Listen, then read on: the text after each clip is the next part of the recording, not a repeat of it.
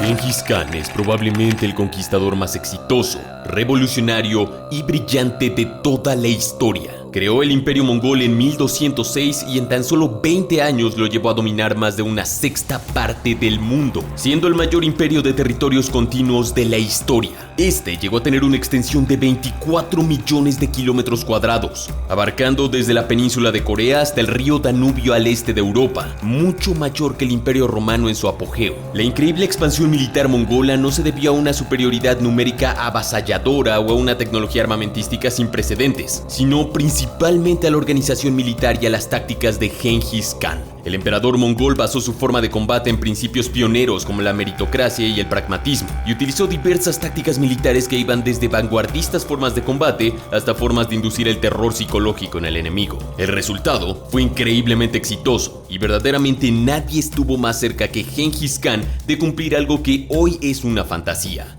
conquistar el mundo entero. En este video veremos las efectivas tácticas de guerra que le permitieron a Gengis Khan, el señor de las estepas, y al Imperio Mongol dominar más de una sexta parte del mundo. Te habla Jorge Rojas. Bienvenido a Armapedia.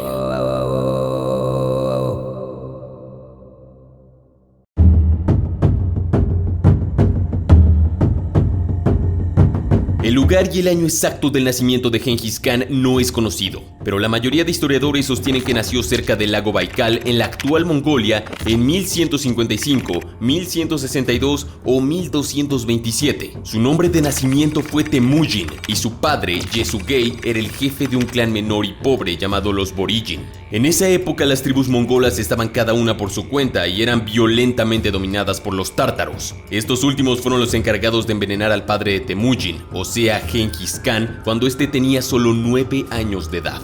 A partir de ese momento, el joven Temujin se vio obligado a vivir escapando por las llanuras mongolas junto con su familia, pero desde temprana edad mostró una enorme capacidad de liderazgo y un valor inigualable, lo que pronto le valió un fiel grupo de seguidores y guerreros. Lentamente, a base de victorias y hazañas, este pequeño grupo se convirtió en un verdadero ejército. El primer objetivo de Temujin fueron los tártaros, a los que masacró sin piedad como venganza por la muerte de su padre. Las recompensas de esta primera gran victoria fueron divididas justamente con todos los suyos, lo que le ganó aún más fieles. En pocos años, Temujin y sus hombres doblegaron a todas las tribus rivales de la estepa mongola. En 1206, él abandonó su nombre de nacimiento y fue proclamado como Gengis Khan, que puede traducirse como Señor Universal. A pesar de haber conquistado gran parte del actual territorio de Mongolia, Gengis Khan inició una nueva era de conquistas que duraría más de 20 años. Esto no solo era por hambre de poder, sino también porque en tiempos de guerra él gozaba de poder absoluto ante sus fuerzas, erradicando todo peligro de ser depuesto. Gengis Khan logró hacerse en poco tiempo de Manchuria y cruzar la Gran Muralla hasta llegar a Pekín.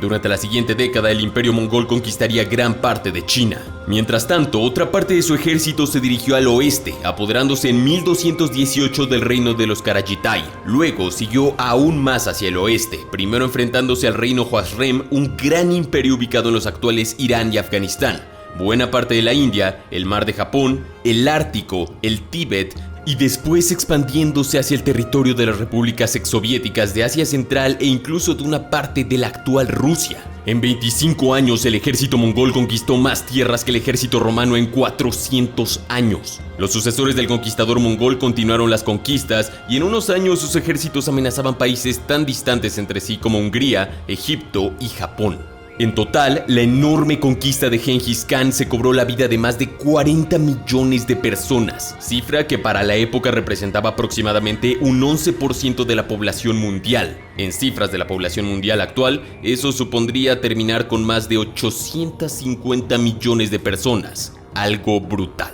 A Gengis Khan también se le atribuye haber matado a más de 1.7 millones de personas en una sola batalla. Esta cifra coincide con casi toda la población de Nishapur, ciudad persa situada en el actual Irán. En 1221, el yerno favorito de Khan fue alcanzado y muerto por una flecha. El propio Gengis Khan estaba disgustado, al igual que su hija recién enviudada. En su angustia, le dijo a su padre que matara a todos los habitantes de la ciudad. El hijo menor de Khan dirigió el ejército tardando 10 días en completar la tarea. Seguir detallando la expansión del imperio mongol puede tomar demasiado tiempo, ya que estos no se detuvieron en ningún momento, llegando incluso a Bulgaria por el oeste y a Corea por el este. Solo para darte una idea, su ejército del este, sin base de repliegue alguna, recorrió más de 20.000 kilómetros en solo 4 años. La expansión de las fuerzas de Genghis Khan fue un éxito sin precedentes. El imperio llegó a incluir regiones tan importantes y distantes como China, Persia, Europa Oriental, Mesopotamia y partes de la India y Rusia, pasando a la historia como el imperio terrestre más extenso de todos los tiempos. Todo esto lleva a una pregunta fundamental: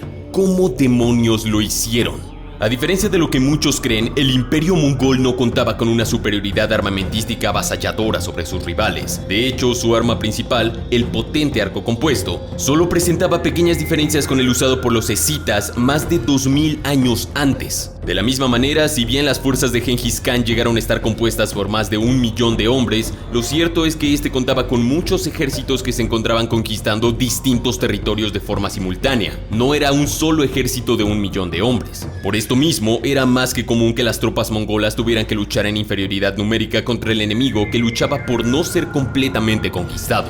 Hay muchas razones detrás del éxito mongol. No obstante, la principal es el liderazgo de Genghis Khan. Por un lado, él basó su liderazgo en determinados principios y políticas que eran poco comunes en la época, pero que fueron fundamentales para asegurarse la lealtad de sus generales y de sus súbditos. Por otro lado, Genghis Khan fue un brillante militar que reconoció la naturaleza y las fortalezas de sus tropas e impulsó una serie de tácticas militares de combate, algunas tradicionales y otras vanguardistas, que resultaron absolutamente aplastantes para sus enemigos.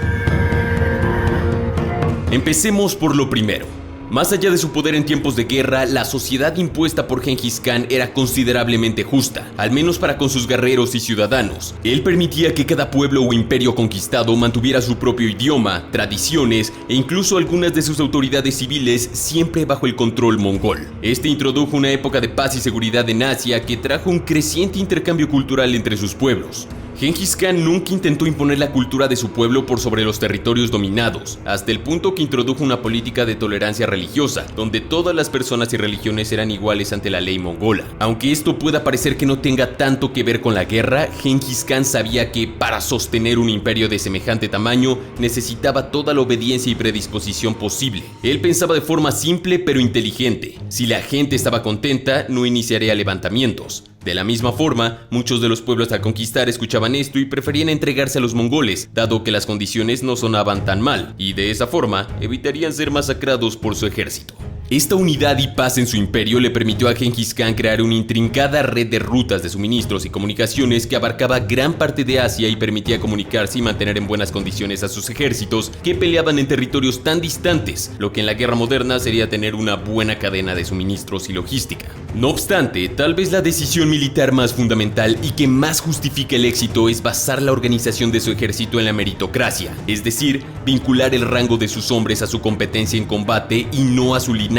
Genghis Khan elegía a sus mejores hombres para ser generales. No le importaba si se trataba de un mongol de una familia importante o de un campesino extranjero. Cualquier hombre podía servir en el ejército de Genghis Khan y, si mostraba condiciones, incluso subir cargos. Esto no solo fue fundamental porque ubicó a los hombres más talentosos y capacitados en los lugares más importantes, mejorando las capacidades y el funcionamiento del ejército en sí, sino que también les dio un espíritu de compañerismo y una sensación de igualdad a las fuerzas mongolas. Pero Genghis Khan no solo dispuso de un nutrido grupo de excelentes subordinados, sino que estos le fueron absolutamente fieles, incluso hombres como Jebe, que había matado de un flechazo al caballo de Genghis Khan durante una batalla, hombres que habían sido sus enemigos y a los que había perdonado. La meritocracia y la organización fueron dos elementos fundamentales para el éxito de Genghis Khan. Además, para permitirle crecer en su carrera militar a los soldados más destacados, él impuso un sistema de organigrama donde las unidades de combate estaban conformadas por amistad y familiaridad. El ejército no separaba a los clanes, sino que mantenía la cohesión.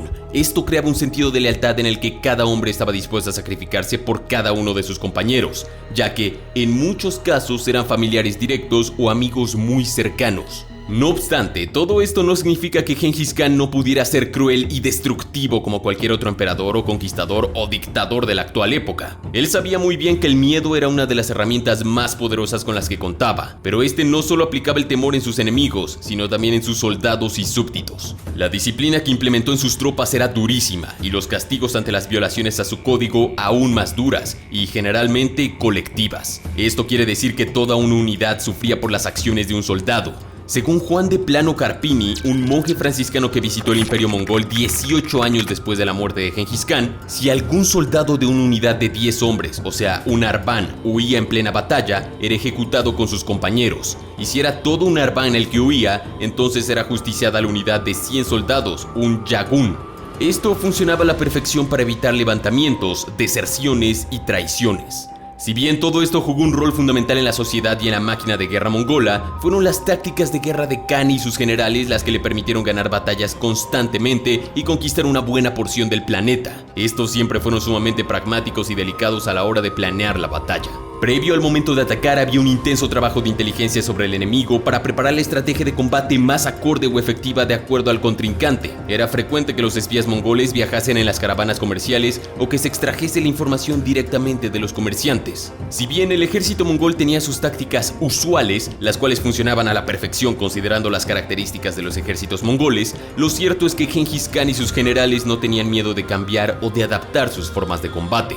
De la misma forma, estas tácticas fueron adaptándose y mejorándose año tras año, aprovechando la experiencia de combate contra distintas fuerzas del mundo. Esa experiencia de combate que solo puede darte el estar literalmente en guerra todo el tiempo. El ejército mongol era una fuerza nómada que tenía dos componentes básicos y fundamentales: sus caballos y sus arcos. Estos eran jinetes de gran maestría que usaban la velocidad y fugacidad de sus caballos como modo de ataque. Al mismo tiempo, su arma principal era el arco y flechas. Aunque estos contaban con lanzas y otras herramientas más pesadas, su forma de combate se basaba principalmente en el arco y la flecha. Las habilidades de arquería y montar a caballo eran entrenadas desde niños por los mongoles, por lo que eran cualidades naturales de la mayoría de los soldados. Esto hacía que, en la mayoría de sus combates, estos hicieran ataques relámpago de golpea y escapa, aprovechando su rápida movilidad y la larga distancia de su arma. Mientras estos aplicaban diversas tácticas diferentes, incluso dentro de los ataques relámpago, en muchos casos la premisa de lucha era simple: causar el mayor daño posible desde la mayor distancia. Revisemos algunas de estas tácticas más usuales y efectivas que volvieron invencible durante décadas al Imperio Mongol comandado por Gengis Khan. Tormenta de flechas. Esta era una de las tácticas más comunes. Básicamente consistía en un ataque coordinado de 200 o 300 metros con cientos o miles de flechas cayendo sobre el enemigo simultáneamente. Aunque no era un ataque de precisión, el objetivo de romper las filas del oponente, bajar la moral y hacer que cundiera el pánico en las filas contrarias siempre funcionaba. Estrategia de caracol. Las unidades de los mongoles, como las de muchos ejércitos de la época, estaban conformadas por 10, 100, 1000 o 10.000 hombres. Esto permitía que las tácticas se replicaran de manera exitosa en distintas escalas. Una de las más habituales en cualquier escala era la de caracol o de caracoleo. Esta consistía en separar las unidades de a 20, en caso de que fueran tropas de 100 hombres. Mientras una parte funcionaba como retaguardia y caballería pesada, las otras 4 fracciones de 20 atacaban en oleadas al enemigo. Cada grupo cabalgaba hasta 50 metros de las líneas enemigas, disparando flechas, y luego iniciaban la retirada sin dejar de disparar en ningún momento. Cuando estos se alejaban, un nuevo grupo entraba y hacía lo mismo. Esto le permitía a los mongoles agobiar al enemigo sin dar mucha posibilidad de contraataque y sin agotar a sus propios hombres. Como pocas otras, esta táctica resultaba enormemente efectiva y aplastante. Retirada fingida.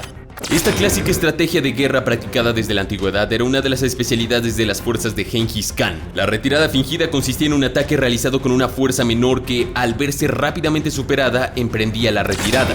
El enemigo comenzaba la persecución para aniquilar esa tropa tan inferior, pero en verdad era llevado a un lugar previamente acordado donde otras numerosas fuerzas mongolas los atacaban por todos los flancos. Esto se utilizaba mucho para sacar al ejército enemigo de grandes ciudades fortificadas y enfrentarlos en una zona favorable a través de una emboscada que les daría inmediatamente una ventaja. Tácticas fabianas.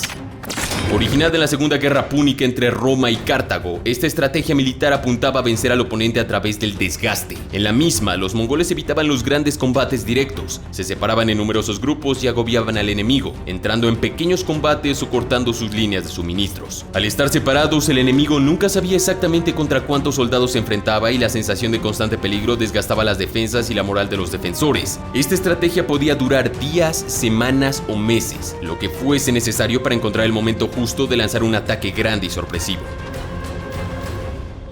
El enemigo de mi enemigo es mi amigo.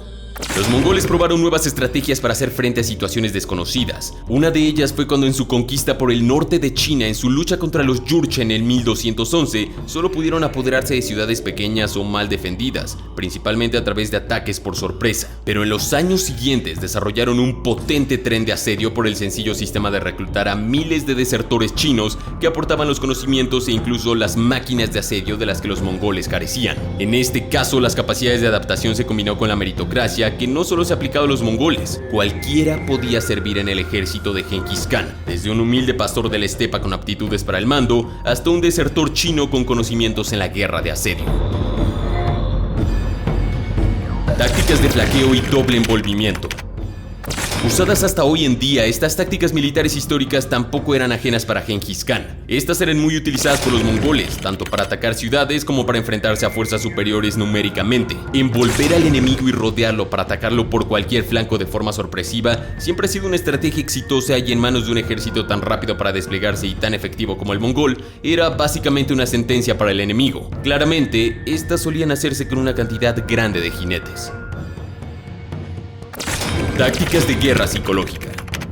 Los mongoles y Genghis Khan eran especialistas en la manipulación mental. Estos podían ser extremadamente sanguinarios, aunque no siempre lo hacían con gusto, sino para enviar mensajes. Dejaban sobrevivientes a propósito para que escaparan al próximo pueblo y contaran lo que podía sucederles si se resistían a la conquista mongola. De la misma forma, usaba la propaganda y difundían rumores sobre el tamaño de su ejército, de forma que el enemigo se rendía o era derrotado moralmente de antemano. Simultáneamente, estos tenían una serie de tácticas para engrandecer el tamaño de sus tropas a la distancia, como levantar polvo en la retaguardia, viajar en fila india o montar maniquíes a sus caballos de reserva. Estas tácticas eran importantes a ojos de Genghis Khan y tiene una razón lógica, pues superados ampliamente en número por las poblaciones sometidas, los mongoles no podían permitirse el lujo de dejar fuertes guarniciones para vigilar las zonas problemáticas, por lo que para ellos tenía sentido arrasarlas por completo. Las zonas conquistadas por los ejércitos de Genghis Khan, especialmente en el norte de China y el Imperio Juarezmio, perdieron una parte significativa de su población. Todas estas tácticas y muchas más ayudaron a los mongoles a convertirse en uno de los imperios más grandes de la historia. Si bien eventualmente colapsaron, en gran parte por su propio peso, esto ocurrió más de un siglo después de la muerte de Genghis Khan, pero esa es otra historia.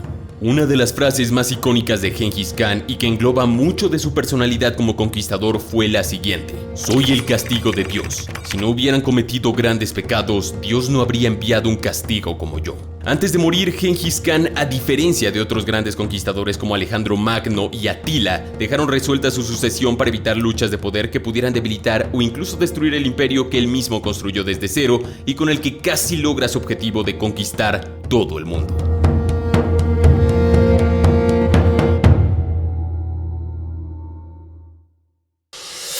Eso ha sido todo, suscríbete y activa la campana de notificaciones. Sin más, mi nombre es Jorge Rojas, esto es Armapedia y te deseo un excelente día.